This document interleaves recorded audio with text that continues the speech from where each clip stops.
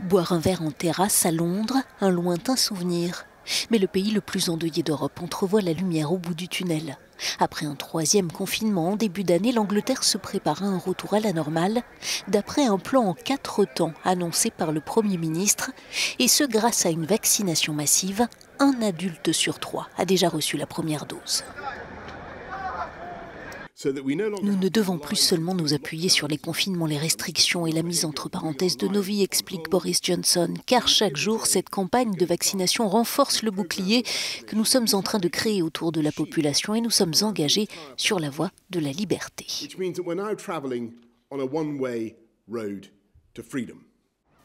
Le déconfinement commencera par la réouverture des écoles le 8 mars et se fera progressivement jusqu'à la fin juin. Tous les commerces, pubs, cinémas ou stades auront alors rouvert et les contacts sociaux ne seront plus restreints.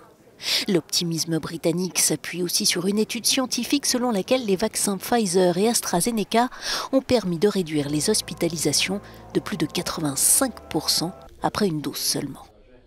D'autres pays d'Europe restent frappés de plein fouet par la troisième vague de Covid-19. C'est le cas de la Slovaquie, qui enregistre une centaine de décès quotidiens, l'un des taux les plus élevés au monde par rapport à la population.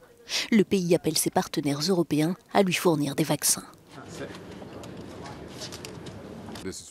C'est vraiment une période difficile pour mon pays, plaide le chef de la diplomatie. Cela n'aidera pas ceux qui sont déjà contaminés, mais ce soutien bilatéral serait un encouragement pour notre population.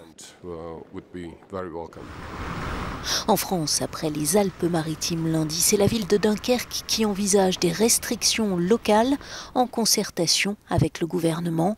L'épidémie connaît une flambée avec un taux d'incidence à plus de 900 cas pour 100 000 habitants. La moyenne nationale est de 190 cas.